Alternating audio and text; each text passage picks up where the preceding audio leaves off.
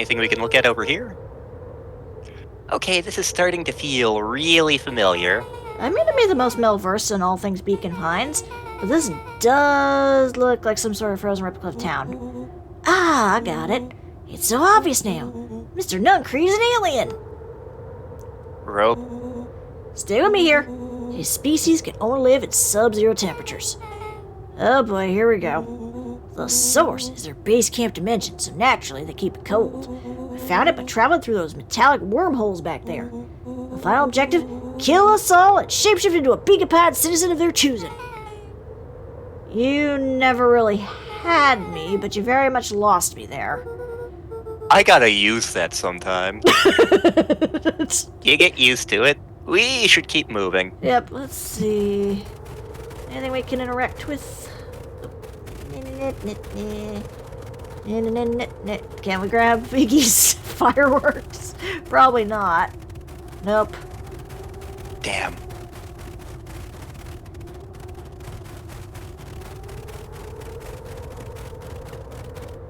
As they rounded the corner to the frozen town square, they spotted Mr. Nuncreed inching cautiously toward a pit at its center.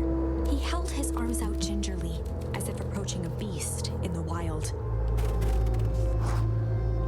Upon closing the distance, Luca recognized what Nuncreed was after. Gran stood confidently at the edge, one arm outstretched over the abyss. Nearby, a wheelbarrow had been emptied out.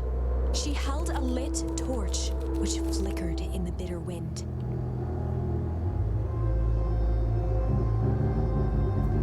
Juniper, I don't know what you think you're doing, but I assure you this is not going to solve anything. If you drop that, you've doomed this whole town. Oh, it wasn't me who doomed this town. I've been watching you, Joseph. I know what you've done. You and your co-conspirators. Gran? What's happening? Luca, you and your friends need to leave right this moment. Mr. Nuncreed turned back toward the kids, desperation in his eyes. Listen to your grandma, Luca. This is between me and Juniper. Everyone held steadfast in awe. Luca approached closer. Mr. Nuncreed spun back toward Gran, his voice growing louder. You got it all wrong, Juniper. Just hand over that torch. You don't understand what you're doing. How could I possibly trust you to do the right thing? Walt told me everything. He trusted you, and you betrayed that trust. Luca, did you know that this man's entire life is a lie? If it weren't for him, your father might still be alive. Mr. Nuncreed winced with anguish. His voice hardened. That's not true. They both now yelled, not to each other, but at fate itself, making their peace with long-held burdens. The wind howled with encouragement. Walt was like a brother to me. We just had different ideas about how to affect change. Very convenient that your way just happened to line your pockets. Now that's not They fair. menaced each other, both catching their breath. The moment balanced on a knife's edge. Oh boy. Oh boy. A blur of emotions and memories. Luca's mind flooded with questions. The wind calmed, as if to give him the stage. In the stillness, he began to... I have a feeling hum might be the actual right answer, so I'm gonna go with weep. Okay. Ah. And in the stillness, he began to weep. It was all just too much. Falling to his knees, Luca whimpered softly. The tears crystallized as they hit the snow. Gran stared at Luca for a moment with warm sympathy, remembering why this was all necessary. It'll all make sense soon, Luca. And everything can go back to normal. I She promise. stiffened up and brandished the torch at Mr. Nuncreed. You can't hide behind those people any longer, Joseph. Once their precious source is destroyed, we'll see where their loyalties fall. Juniper, Hearing don't. his final plea, Gran flung the torch into the deep darkness. smiled and exhaled in relief. Mr. Nuncreed moaned in resignation. The torch echoed as it ricocheted down the hole, punctuated with a thunderous thud. You see, Joseph, I've learned one important lesson in life. If you want things to change, you must be willing Before to... Gran could finish, the ground shook her to silence.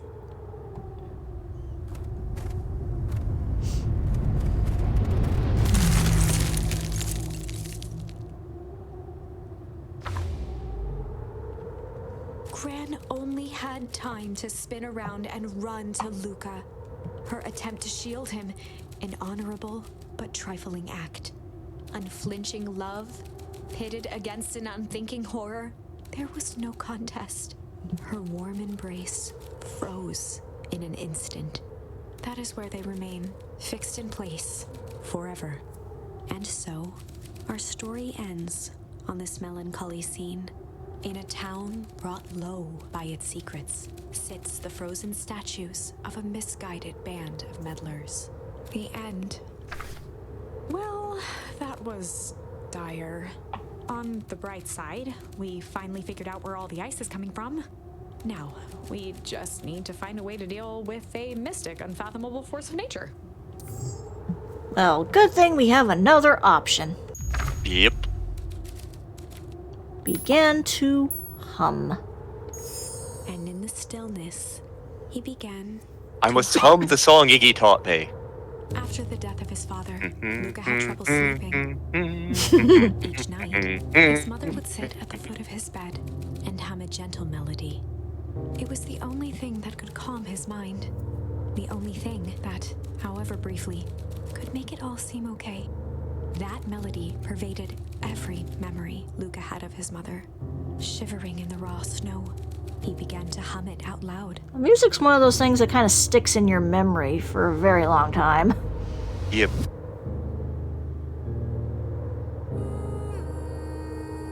Oh.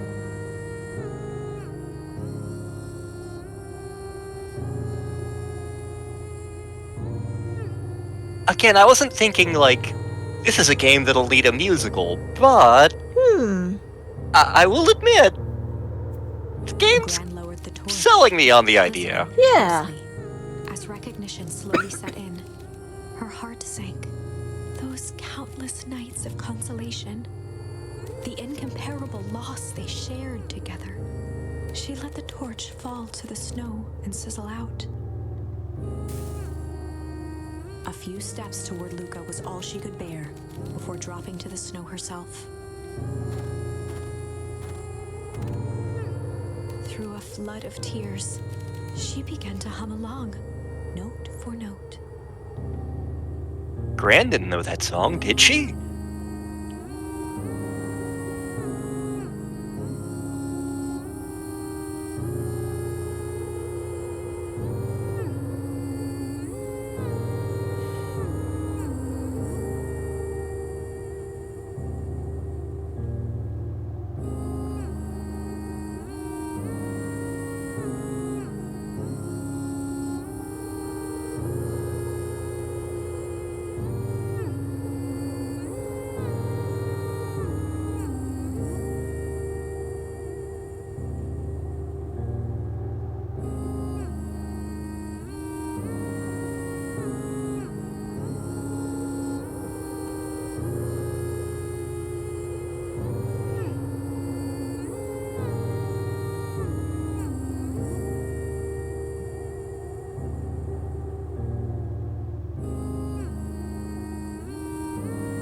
Luca lifted his head in astonishment.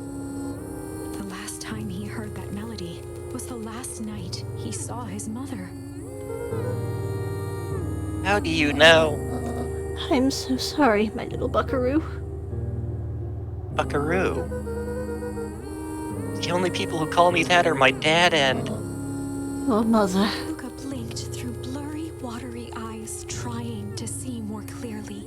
He could just make out the impression of a familiar face. He peered across the snowscape at the woman on her knees. Something about her was undeniably his mother. Only smaller, older, changed. Mom? That's right, Buckaroo. Mom! Luca sprinted as fast as he could toward his mother. Someone picked up the phone. I freaking called They it. held each Yep. other close, and the cold retreated from their bodies. Eleanor? I thought you were. Gone? You should have known I would never abandon my son. Eleanor looked down at Luca, tightening her embrace in an appeal for forgiveness. How? You're a smart man, Joseph. I thought you'd have pieced it together by now. You were exposed. Mom, I don't understand any of this because I've only gone through this one timeline. What happened to you? Where did you go? Why did you leave me? I never left you. I was always right here, Luca. Why did you lie to me? It tore me up, Luca. But I did it to keep you safe. I thought that getting answers would help us both move on. The more I discovered, the more I realized the danger we were in. Till the perennial harvest was stopped. It was better if everyone thought I was gone. You could have trusted me. There are bad people, Luca. They won't stop until they get what they want. They don't care who gets hurt in the process. Then, what do we do? We have to stop them. Joseph slumped into the cold, wet snow. They can't be stopped. This is too big. I tried beating them at their own game. I'm done fighting fire with For the fire. first time in a long time, her voice felt like her own again. No more lies. I see it now. There's a better way to stop perennial harvest. The cold, hard truth. Luca gazed down at Nuncreed with pity. He looked small. Joseph stared into the snow, as if searching it for answers. Come on, everyone.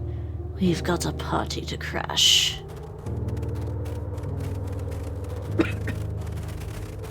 Come on, fat man.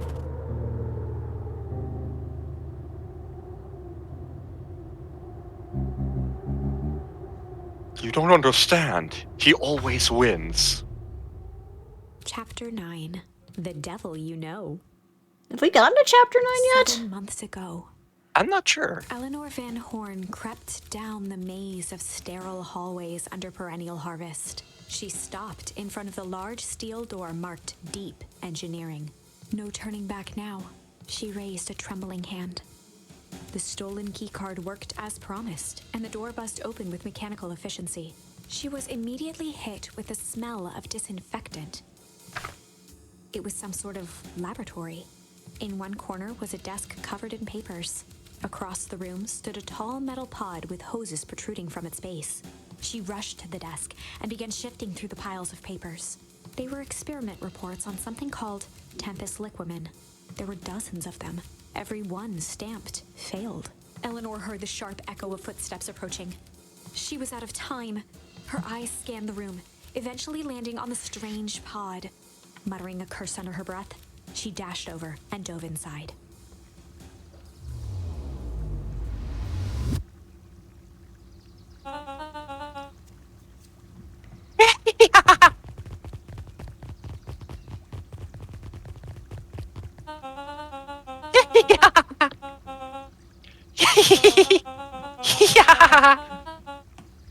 Yeah. This man is a liar. Yeah. I will not. This town has a dangerous secret, and perennial harvest only exists to keep it hidden. They picked up the whole damn town, moved it right under our noses. Mr. Kerr addressed the crowd with a sarcastic tone. They promised they could fix the foul harvest. They told us they would clean this place up. We just had to leave town for a few days, while they had us evacuated. You're afraid of a lot of things, aren't you? You sniveling little worm.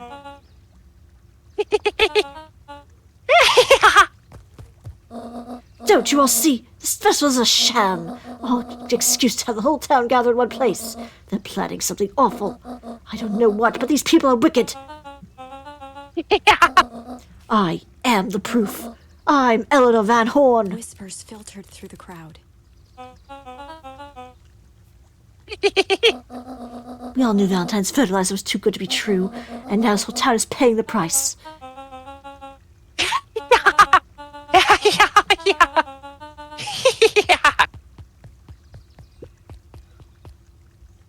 She's not the one who's disturbed. You two-timing clown. You all know there's something wrong with this town. It's just easier to look the other way. The truth is...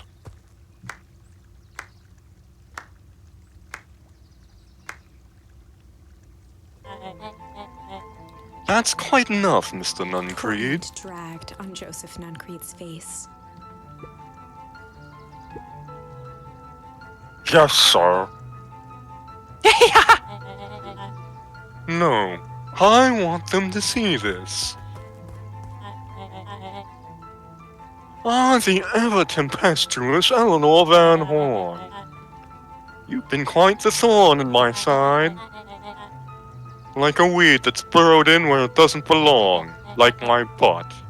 I must confess, you look He paused for a dreadful. moment, plucking a piece of fuzz from his sweater and discarding it to the ground. Consider yourself in rare company. You managed to pull one over on me. It won't happen again. I knew you had some sort of plan to disrupt our little party. But alas, I expected something a bit more impressive than incoherent rambling. No matter. Your failures are yours to bear. Mr. Kerr? It's a shame it was cut short, but I thank you for that rousing oratory. I'll take it from here. Oh, thank God. You have done quality work for me, William. You can look forward to the recompense we agreed Kerr gave a upon. bow of deference. Founder? Gasps rippled through the crowd. Oh my God, it's Michael Keaton. I want McDonald's now. Thankfully, we can dispense with the formalities from here on Simon out. pulled a glass vial from his pocket. In one smooth motion, he downed its contents. A triumphant smile grew across Solomon's lips. You can all call me Sharper Valentine. And you called that one.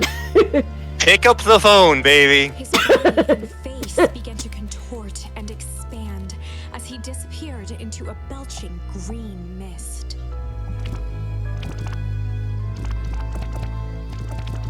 A hushed horror gripped the crowd. This is a story about change. Wow, the first ending goes right back around. Mhm. What? No! Ah, so you didn't see that coming. We did! Yeah. Good. Sharper examined his new hands. Well, this is quite the improvement. Everything looks so much smaller now. Eleanor was right about one thing. Also convenient his clothes grew along with him. This festival was a ruse. I wanted you all to witness my glorious return with your own eyes. Why does everyone look so downtrodden? This is a celebration, people! Maybe it would help if we set the mood. Mr. Kerr, be a dear and reveal the sign. Although I would assume that Gus and Eris are confused? Huh, wonderful. Sharper choked out a crude squawk of a laugh. Frustrated grumbles sprinkled through the crowd. Sharper, you malicious bastard! Ooh. I'm glad you're back so I can tell you to your face. Go fuck yourself. We're not gonna take it. Sorry, this is not the time for audience participation. Some assistance, Mr. Kerr. Gave a subtle nod to the clipboards. You coward! Does anyone else have something to Helpless contribute? quiet settled over the crowd. I thought so. Did you all truly believe you could be free of me? Town of complete and utter fools. You people should be celebrating my return. You're clearly lost without me. And that leads me nicely to my children. Daddy? I gave you both the greatest gift a parent can give. The opportunity to prove yourselves in my absence. And you failed. Squandered. To say I'm disappointed would be an understatement. But Silence, Augustus, an adult is speaking. I don't know which is worse, a son who's completely hopeless, or a daughter with such potential who inevitably lets me down. Yes, you fail me with admirable consistency. Thankfully, I was counting on it this time. Father, I Have been wasting time, my dear. What have you accomplished? was focused on cementing our legacy. Legacy? Who needs a legacy when you can just live forever? But what about... It's all right, kiddo. I'm afraid you suffer from a complete lack of imagination. There's just no helping it. Now then, where is Joseph? You didn't take the opportunity to slip off, did you? You know, I thought you should have thought of that. Ah, there he is. Everyone should give him a hand. None of this would have been possible without Joseph. I think you've said enough. Nonsense. The people deserve to know how helpful and loyal you've been. I only did what I did because he left me no choice. You always had a choice, Joseph. You were simply too weak to take it. No matter, cheer up. You are about to be rich beyond the dreams of avarice. You should follow Mr. Kerr's example. When I found him, he was in a sorrier state than any of you. An aging actor, desperate to recapture his youth. He played his part, and soon he'll be able to play the leading man again. Forever, in fact, if he remains loyal. That goes for all of you. Well, those who haven't already frittered away my goodwill. Beacon Pines is mine again. And I am willing to share its spoils in exchange for absolute loyalty. Are you saying William Kerr was never in charge of perennial harvest? Huh. You think that puffed up, blathering blatherskite could have accomplished all this? Dawn, I suppose it's time for your big exclusive. Sharper addressed the crowd with indignant pride. He'd planned this moment for so long that now, at the deed's fruition, it almost felt frivolous. You know, here's a thought. Why don't all of you just rush the stage and get him? I can't imagine there's that many freaking clipboards to stop you. You underestimate just how many of us there are. Damn it. You see, I needed a figurehead to hold things down while I orchestrated my return. Someone to misdirect, lie, and bilk this town for a spell. So I invented Bill Kerr. Take your bow, you've earned it. Kerr flourished a preposterously elaborate bow.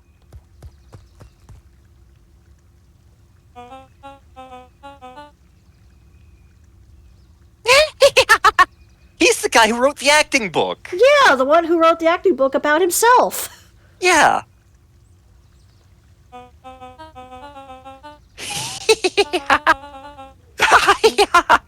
Wait, so this Bill Kerr was a Pat C the whole time? I get it. Now that your secret's out in the open, what's to stop this town from rising up against you? Oh, that's the delicious part. Fear. Thanks to our clipboards, I know what each and every person in this town fears most. Bold of you to assume they were honest. And I will make those fears manifest for anyone who steps out of line. The choice is simple. I'm not afraid of you. The young hero. I've kept a keen eye on you, boy. You and your friends made a habit of disrupting my plans. What a pity. If things had gone a bit differently, you might have had your moment of triumph. But that's fate for you. You can't do this. Oh, but I can. I have won. Never underestimate what a great man can do, given time. And now, time is my plaything. Perhaps the most expensive thing I've ever bought. But well worth it. Ha! Sharper coughed up one final laugh and cracked his knuckles. Enough chit-chat. Let's get down to work, shall we? And so, Sharper set about remaking the town in his own image. The fertilizer factory soon reopened for business. Sales rose steadily as more and more farmers across the countryside began to swear by its miraculous properties. Beacon Pines became famous, a secretive town that, for the right price, shared its gifts with all. Gifts that became more and more necessary in a world where winters grew longer and longer. Oh no. Ooh. The end. This is wrong, but things are becoming clearer now. You can feel it, right? We can't let Sharper win. He might just be the key to this whole thing. Let's see. Alright, let's see what's the last one we can do. Because we got Malice, so... Yeah.